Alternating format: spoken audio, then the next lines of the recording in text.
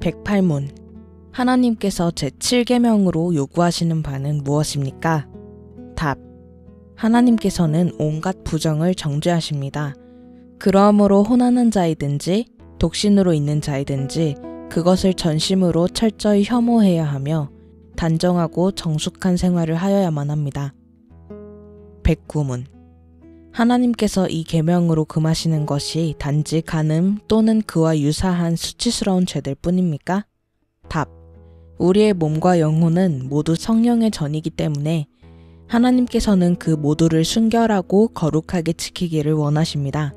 그렇기 때문에 하나님께서는 부정한 행위들, 몸짓들, 말들, 생각이나 욕망들처럼 부정을 부추기는 모든 것들을 금하십니다. 해설입니다. 살인하지 말라는 제6계명을 범하는 죄만큼 보통의 사람들에게 해당이 되지 않는 것은 없다고 생각될 수 있습니다. 그러나 살인의 죄보다 더 가까이 모든 사람에게 다가와 있는 것은 또한 없습니다. 그 까닭은 제6계명이 금하고 있는 명령은 생명을 빼앗는 행위만을 금하는 것에 그치지 않기 때문입니다. 남을 업신여기는 것, 남에게 모욕을 주며 그의 명예를 훼손하는 것, 미워하고 증오하는 것들도 모두 살인의 죄를 범하는 것과 다를 바가 없습니다. 그렇게 볼 때 노인이나 아동 또는 배우자를 학대하는 행위들, 그리고 성차별이나 인종차별과 같은 각종의 차별 행위들도 살인죄를 범하는 것에 포함이 됩니다. 이러한 행위들은 일상생활 속에서 보통의 사람들이 날마다 범하는 일들입니다. 예수님께서는 이러한 모든 행위들이 곧 살인의 행위와 동일하며 살인죄와 마찬가지로 심판을 받고 지옥불에 들어가게 되는 형벌을 받을 것임을 교훈하셨습니다. 제6계명을 범하지 않는 사람은 단 한 사람이라도 없을 것이라는 사실은 이렇게 다른 사람을 살인하는 것은 물론이거니와 미워하며 비방하며 증오하는 행위들도 살인죄를 범하는 것이라는 행위의 대상이 광범위하다는 사실에 그치지 않습니다. 그러한 행위를 단지 몸짓과 말로만 행하는 것은 말할 것도 없고 심지어 단지 생각만으로 범하여도 살인죄를 범하는 것이라는 사실 때문에 더욱더 그러합니다. 마음에서 작용하는 미움, 증오, 복수심이야말로 비방과 욕설, 명예훼손, 그리고 육체의 생명을 빼앗는 일 등을 포함한 일체의 살인죄에 해당하는 행위를 낳게 만드는 뿌리입니다. 요리문답은 이와 같은 악의 뿌리인 마음의 부패성 자체가 이미 하나님 보시기에는 제6계명의 죄를 범하고 있는 것임을 교훈합니다. 이러한 사실을 깨달았을 때에 비로소 사람은 자신에게는 의가 없으며 오직 예수 그리스도의 의를 덧입을 때라야 하나님 앞에 의인으로 설 수 있다는 복음의 사실을 받아들일 수가 있게 됩니다. 사람의 생명은 자신에게서 비롯되는 것이 아닙니다. 자신의 생명이라 할지라도 사람 스스로가 만들어낸 것이 아닙니다. 따라서 자신이 누리고 있는 생명도 그 주인은 자신이 아니라 하나님이십니다.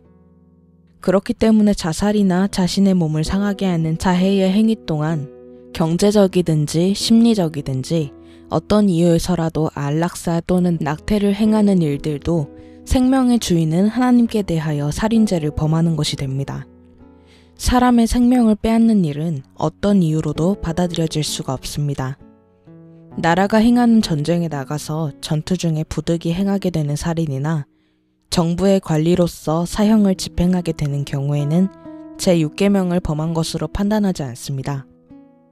그 까닭은 제6계명을 명하신 것은 개인과 사회를 안전하게 보존하기 위함인데 이러한 군인이나 관리로서 행하는 일은 개인과 사회를 안전하게 보존하기 위한 결과를 가져오기 때문입니다.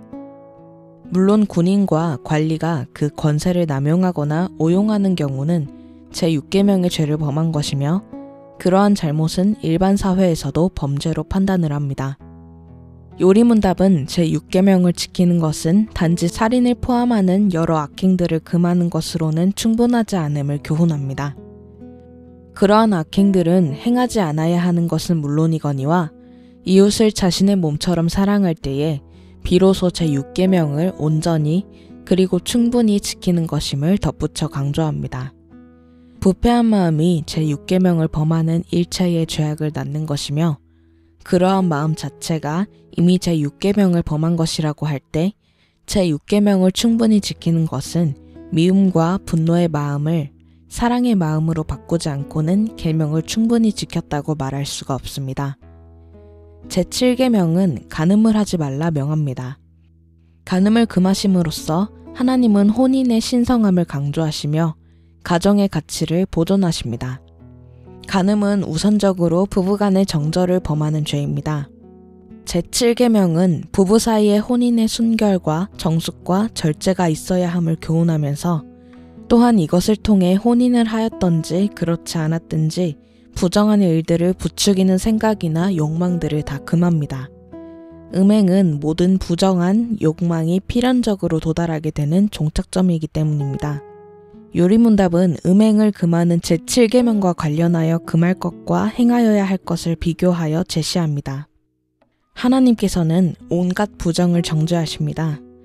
그러함으로 혼인한 자이든지 독신으로 있는 자이든지 그것을 전심으로 철저히 혐오해야 하며 단정하고 정숙한 생활을 하여야만 합니다. 교훈의 요점은 부정함을 피할 뿐더러 단정하고 정숙한 생활을 하여야 한다는 것입니다. 이러한 생활은 혼인한 자나 독신으로 있는 자나 모두가 적용이 됩니다.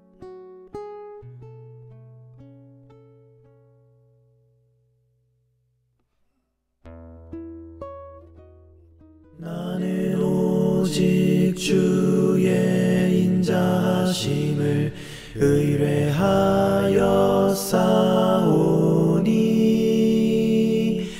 내 마음은 주의 구원을 기뻐